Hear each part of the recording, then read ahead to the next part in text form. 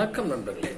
ஜாதகத்தில் கிரகங்களோ லக்கணமோ என்னதான் வலுவாக இருந்தாலும் இந்த கிரகங்கள் ராகு கேதுவனுடைய பிடிகளில் இருந்து இந்த ராகு கேதுக்கள் பாதகத்தன்மை பெற்று இருக்கிற போது எவ்வளவு நாம் முயற்சி செய்தாலும் எவ்வளவு உயரத்தில் இருந்தாலும் படு பாதாளத்தில் தள்ளக்கூடிய அமைப்பை ஏற்படுத்தி விடுகிறது.